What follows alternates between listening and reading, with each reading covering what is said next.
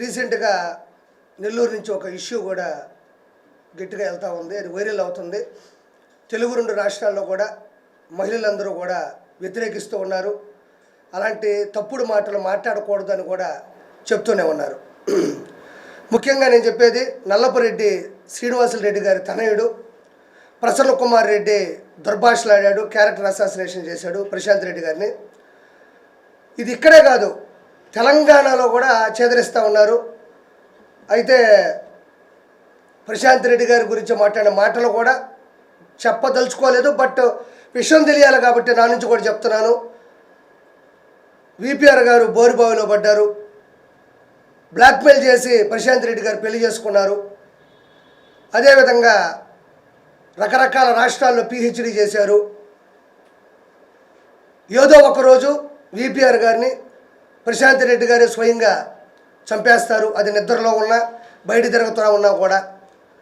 నన్ను అడుగుంటే ఒక మంచి పిల్లని తీసుకొచ్చి పెళ్లి చేసేవాడిని కదా అని విపిఆర్ గారి మీద, సతీమణి ప్రశాంత్ రెడ్డి గారి మీద కూడా మాట్లాడడం జరిగింది. అవి ఖచ్చితంగా తీవ్రంగా ఖండించాల్సినటువంటి వ్యాఖ్యలు. ఎందుకు ఇలా మాట్లాడినాడు ప్రసన్న కుమార్ రెడ్డి, దానికి అనిల్ కుమార్ యాదవ్ ఎందుకు సపోర్ట్ చేస్తున్నాడు, ఎందుకు వెనకేసుకొని వస్తున్నాడు అనేది ఒకసారి అసలు ప్రసన్న కుమార్ రెడ్డి అంత తీవ్రంగా మాట్లాడాల్సిన అవసరం ఏంటి అనే దాని గురించి మాట్లాడదాం. ఒకటి, వైఎస్ఆర్సీపీలో బూతులు ఎక్కువ ఉంటాయి, అక్కడ మనుగడ ఉండడం కరెక్ట్ కాదు అని విపిఆర్ గారు విలువలు ఇచ్చేటువంటి విపిఆర్ గారు దంపతులు మనకి వైఎస్ఆర్సీపీ కరెక్ట్ కాదు, ఆడవాళ్ళకి విలువ ఉండదు అని పసిగట్టినటువంటి వైఎస్ఆర్సీపీ నుంచి కూడా భార్యాభర్తలిద్దరూ కూడా బయటకు రావడం జరిగింది. ఇది వైఎస్ఆర్సీపీకి ఫస్ట్ దెబ్బ. నెల్లూరు కంచుకోటలో ప్రకంపనలు సృష్టించినటువంటి విషయం విపిఆర్ దంపతులు టీడీపీకి రావడం. రెండోది, ఎప్పుడైనా చంద్రబాబు నాయుడు గారు పార్టీలోకి ఆహ్వానించేటప్పుడు విజయవాడకు కానీ హైదరాబాద్కి కానీ పిలిపించుకొని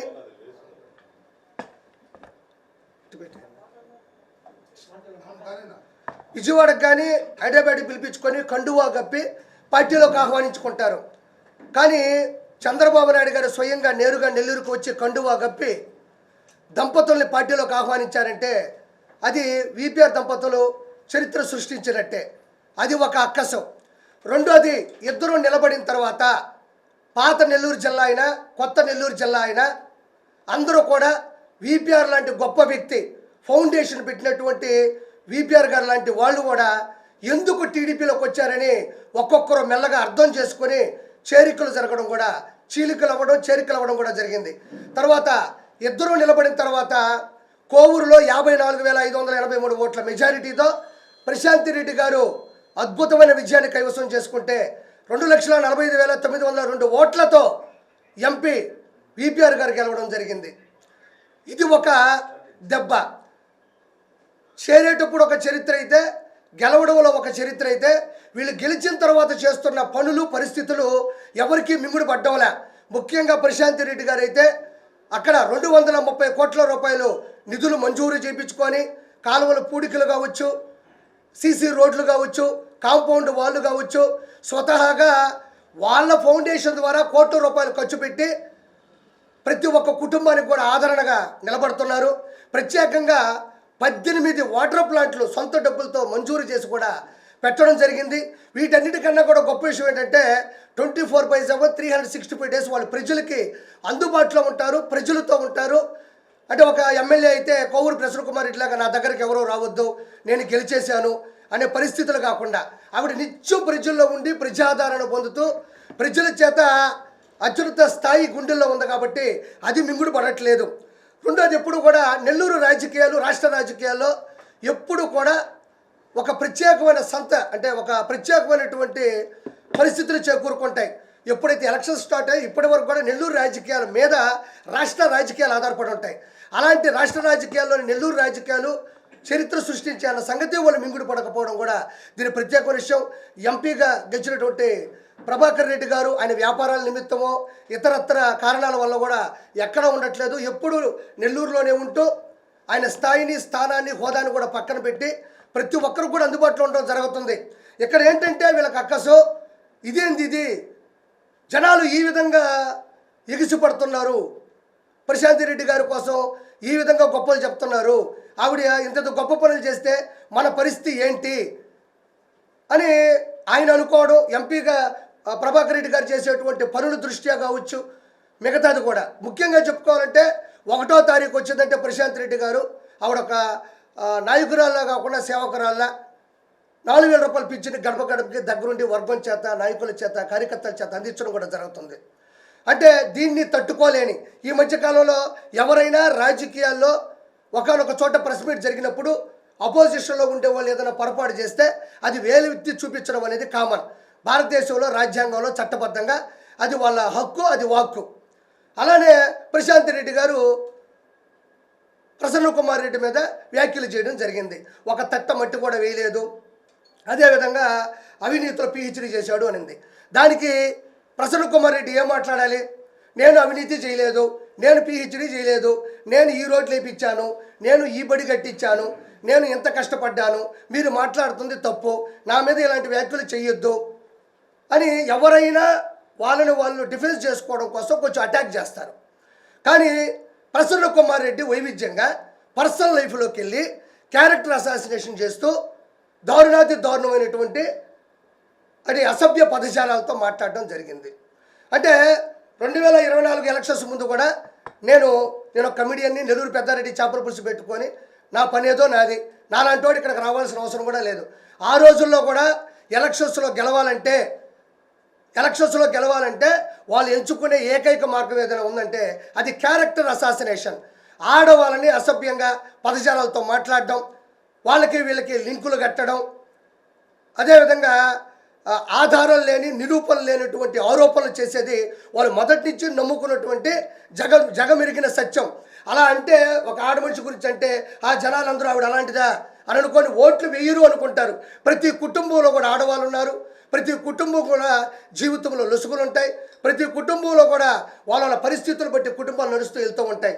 ఇక్కడ ఉన్న మీడియా మిత్రులందరి కుటుంబాల్లో ఎన్నో కష్టాలు ఉంటాయి, నష్టాలు ఉంటాయి, ఇష్టాలు ఉంటాయి, కుటుంబాలు ఉంటాయి, పిల్లల చదువులు ఉంటాయి. ఎవరు కుటుంబాల్లోకి ఎవరు దూరక్కర్లేదు, వాళ్ళు ఏదైనా చెప్తే మనం వినడం తప్ప అలాంటిది వాళ్ళ పర్సనల్ లైఫ్లోకి వెళ్ళడం అనేది కరెక్ట్ కాదు. అలా వ్యక్తిగత జీవితాల్లోకి వ్యక్తిగత హరణం చేస్తే పార్టీలో మనం గెలుస్తామనేటువంటి ఒక ప్రచారం వాళ్ళది మొదటి నుంచి సాగుతూ ఉంది. గెలవకముందు ఇదే చేసి అంటే ఎలక్షన్స్ ముందు ఇదే చేశారు, ఓడిపోయారు. మళ్ళీ గెలిచిన తర్వాత కూడా ప్రశాంత్ రెడ్డి గారిని, విపిఆర్ గారిని వాళ్ళు చేసేటువంటి తప్పుని చెప్పలేము. ఎందుకంటే వాళ్ళు ఏ తప్పు చేయట్లేదు, వాళ్ళ అభివృద్ధి వైపు, ప్రగతి వైపు పరిగెడుతూ ఉన్నారు. కాబట్టి వాళ్ళని వేలెత్తి చూపించడానికి వీళ్ళ దగ్గర ఏమీ లేదు. కాబట్టి కుటుంబాల లోపలికి వెళ్ళి పడిపోదాం అంటే చట్టబద్ధంగా అవినీతి చేసేవు అన్నప్పుడు రాజకీయాలుగా మాట్లాడాలి, కానీ కుటుంబాల జోలికి వెళ్ళి లోతుగా మాట్లాడడం అనేది ఈరోజు తెలుగు 2 రాష్ట్రాలే కాదు, బయట రాష్ట్రాల్లో ఉండే తెలుగు వాళ్ళు కూడా చేదరిస్తున్నారు, ముఖం మీద ఉమ్మేస్తున్నారు. అంటే మనం అందరూ ఒకటి ఆలోచించాలి. దీనికి మొన్న ప్రెస్ మీట్ పెట్టినప్పుడు కూడా ఎక్కడ ఒక సభ జరుగుతున్నట్టుంది. దానికి అనిల్ కుమార్ యాదవ్ కాలు మీద కాలు వేసుకొని ఇతను మాట్లాడుతూ ఉంటే నవ్వుతూ ఉన్నాడు, కింద వాళ్ళందరూ చప్పట్లు కొడతా ఉన్నారు. అంటే అనిల్ కుమార్ యాదవ్కి అతనికి ఒక స్క్రిప్ట్ వచ్చింది. అనిల్ కుమార్ యాదవ్ గెలిచి 13 నెలలు అవుతుంటే 2 సార్లు కూడా సరిగ్గా ప్రెస్ మీట్ పెట్టలా. ఏదో మైనింగ్ గురించి, క్వాచ్ గురించి మాట్లాడాడు, ఆధారాలు లేకుండా వెళ్ళిపోయినాడు. ఇక్కడ ఇస్కాన్ టెంపుల్ నుంచి ఇటు పోయి చెన్నై వెళ్ళి ఫామ్ హౌస్లో కూర్చొని ఉంటాడు. అంటే వ్యక్తిగత హరణం చేయడం అనేది చాలా తప్పు తప్పు తప్పు తప్పు. ఈరోజు మనం ఇంకొక విషయం మాట్లాడాలి. విపిఆర్ ఫౌండేషన్ ద్వారా విపిఆర్ దంపతులు 170 వాటర్ ప్లాంట్లు ఇచ్చారు ఉచితంగా. విపిఆర్ స్కూల్ ద్వారా, కార్పొరేషన్ స్కూల్ ద్వారా ఉచితంగా పిల్లలను చదివిస్తున్నారు. అదేవిధంగా విపిఆర్ వైద్యం ద్వారా ఫ్రీగా వాళ్ళకి వైద్యాన్ని అందిస్తున్నారు. విపిఆర్ నేత్ర ద్వారా కంటి చికిత్స, విపిఆర్ వికాస్ ద్వారా స్పోర్ట్స్ కిట్లు, విపిఆర్ ఇప్పుడు ట్రైసైకిల్స్ కూడా ఇచ్చారు. నాకు ఒకటి మాట్లాడుతున్న కొవ్వూరు ప్రసన్న కుమార్ కానీ అనిల్ కుమార్ యాదవ్ కానీ ఏంటంటే ఆవిడ నిజంగా డబ్బుల కోసమే ఆయన చేసుకొని ఉంటే, డబ్బుల కోసమే ఆశించి వచ్చుంటే, నేను నిజాయితీగా మాట్లాడుతూ ఉన్నా, ఈరోజు దాదాపు 500 కోట్ల రూపాయలని ప్రజల కోసం సొంత డబ్బులు ఖర్చు పెట్టారా లేదా? 500 కోట్ల రూపాయలని ఈరోజు ఇక్కడ లక్ష దీపోత్సవం జరగాలన్నా, క్రిస్మస్ జరగాలన్నా, రొట్టెల పండుగ జరగాలన్నా, ఈడ ఏ దైవ కార్యం జరగాలన్నా ఎలాంటి ప్రకృతి విపత్తు వచ్చినా మొట్టమొదటి స్పందించేది వారు. మరి 500 కోట్ల రూపాయలు వాళ్ళ కాంబినేషన్లో ఖర్చు పెడుతున్నప్పుడు ప్రశాంత్ రెడ్డి గారు ఏమండి మనకు వద్దండి మనకెందుకు ఇవ్వండి అని ఆయన వెనక్కి లాగేసి ఆ డబ్బులన్నీ కూడా ఆవిడే తీసుకోవచ్చు కదా. మరి ప్రతి కార్యంలో కూడా ముందుండి వాళ్ళిద్దరూ ఎందుకు నడిపిస్తున్నారు?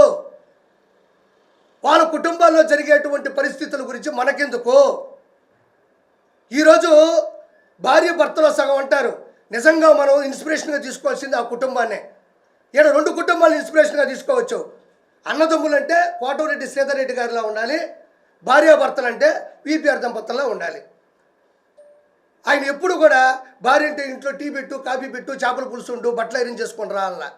నీకు ఏది ఇష్టం అది చెయ్యి, ప్రజలకు సేవ చేయాలనుందా కోవూరులో నిలబడు, ప్రజలు మనల్ని విశ్వసిస్తారని గెలిపించుకున్నాడు. ఇప్పుడు ఆవిడ టీటీడీ బోర్డు మెంబర్ అయింది, ఈరోజు కోవూరు శాసనసభ్యురాలైంది.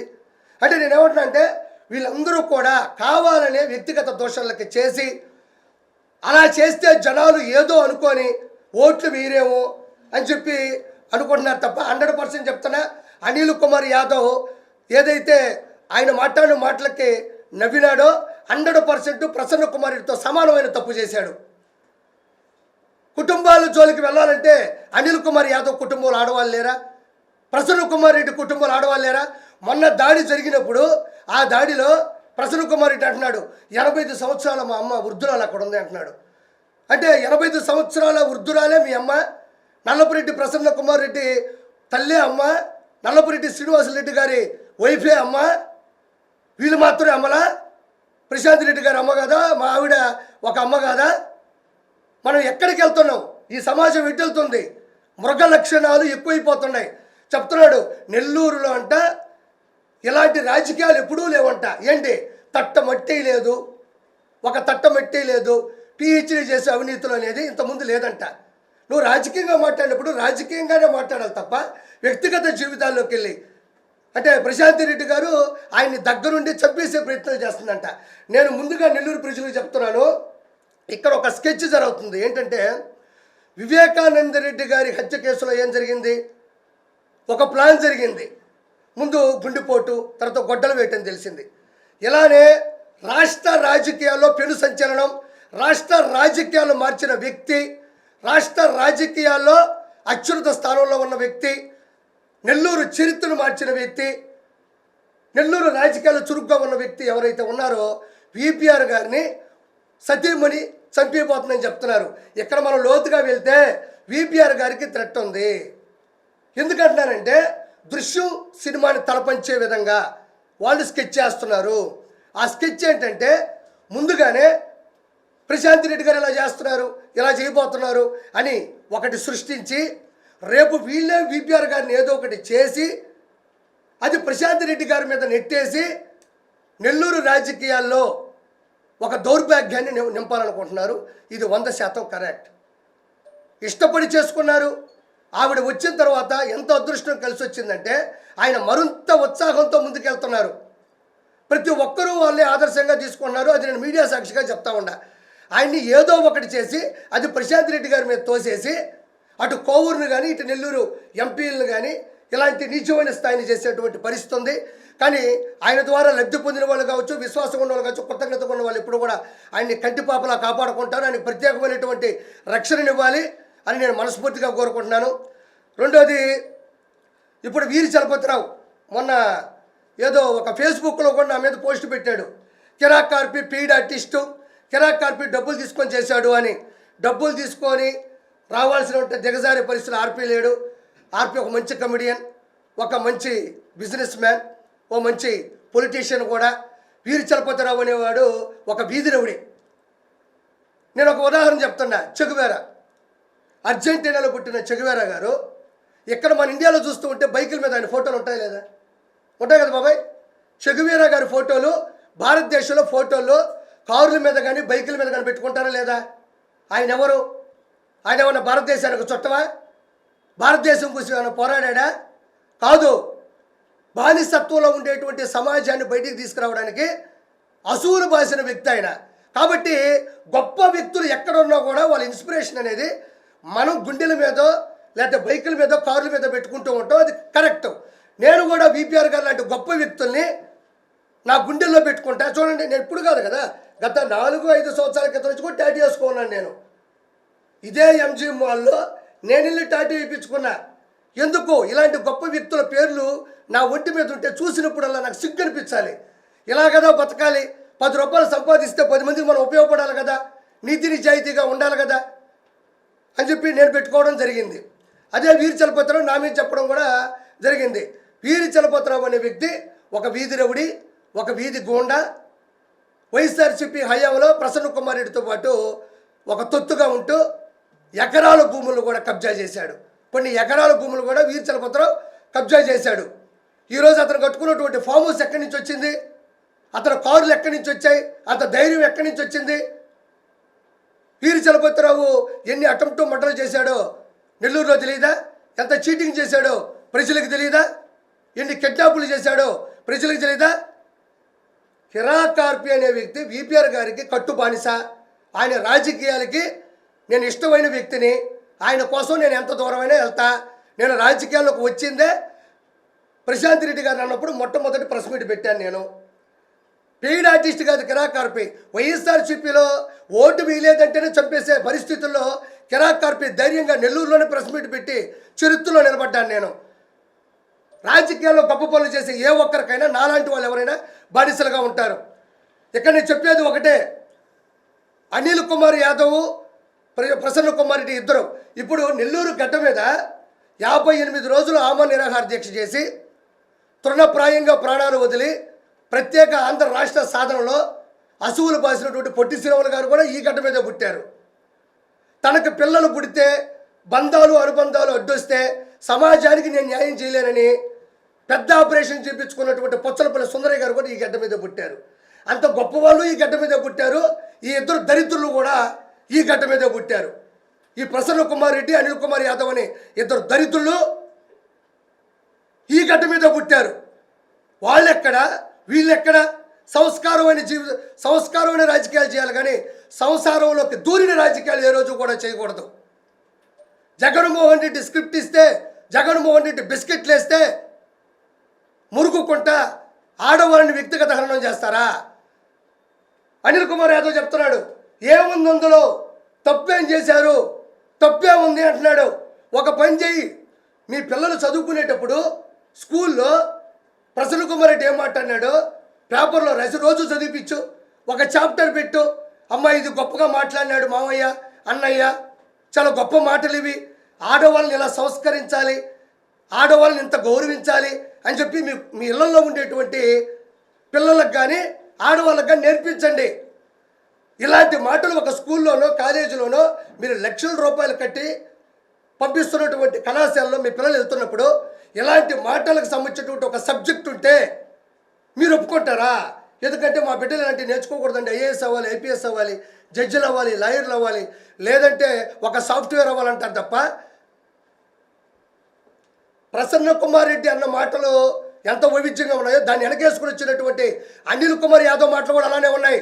1% 6% బుల్లెట్ దిగిందా లేదా, రోషం పౌరుషం తొడగొట్టడం, మీసం వెలేయడం. ఏమైంది ఈరోజు? నరసరావుపేటలో దంతే నెల్లూరులో పడ్డాడు. ఈరోజు దిక్కు దిశాలో లేదు నీకు. గుర్తుపెట్టుకో, మీ ఇంట్లో ఆడవాళ్ళ పేర్లు తెలుసుకోవడం, మీ ఇంట్లో ఆడవాళ్ళ గురించి తప్పుగా మాట్లాడడం ఎంతసేపు? ఈ మైకుల్లో మాట్లాడడం ఎంతసేపు? ప్రసన్న కుమార్ ఇంట్లో ఉండేటువంటి ఆడవాళ్ళ గురించి మాట్లాడడం ఎంతసేపు? ఏ ఒక్కరైనా మీ కుటుంబం జోలికి ఈ రోజుకి ఎవరైనా వచ్చారా? ఒకటేనండి, నాన్నగారేమో ఫుట్పాత్ వేశారు, పండిత పుత్ర పరమసుంట, పండిత పుత్ర పరమసుంట. శ్రీనివాసులు రెడ్డి గారు అయితే పండితుడైతే ఈ వ్యక్తి పరమసుంట. నాన్నగారు వేసినటువంటి బాటలో సరైన వాళ్ళు తగల్లా, సరైన వాళ్ళు ఎదురు పడలా, సరైన వాళ్ళు నీ ముందుకు రాలా, సరైన బుల్లెట్ దిగింది. ప్రశాంత్ రెడ్డి గారు రావడం, నీ కథ ముగిసిపోవడం. 54,583 ఓట్లు అంటే నాకు తెలిసి నేను కానీ నీ ప్లేస్లో ఉంటే సిగ్గుతో తలదించుకొని ఏడన్నా పోయి పని చేసుకుంటాను నేను. 54,000 ఏందయా?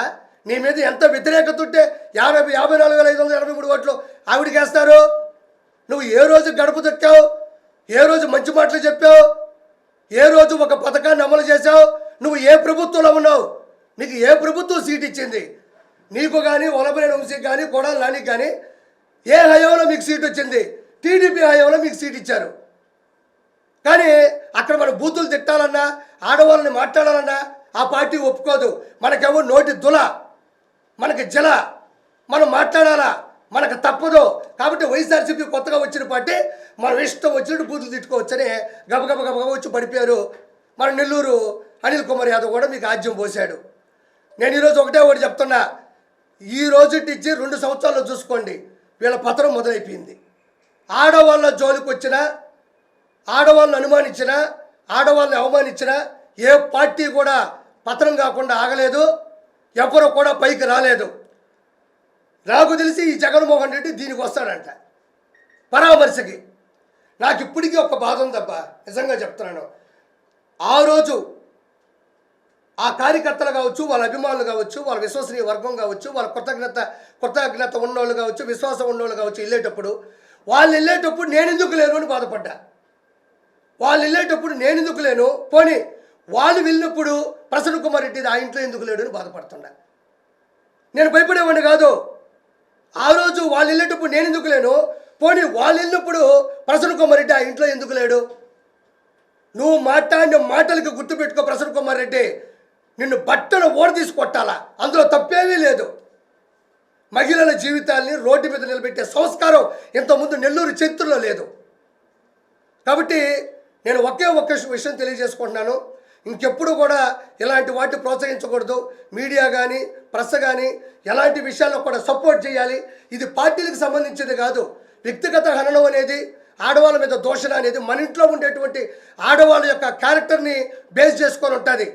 కాబట్టి ఏ ఒక్కరూ కూడా వాటిని పార్టీల తరపునో లేకపోతే మీడియాల తరపునో వాటిని వైవిధ్యంగా డివైడ్ చేసుకొని మాట్లాడకూడదని నేను మనస్ఫూర్తిగా కోరుకుంటున్నా.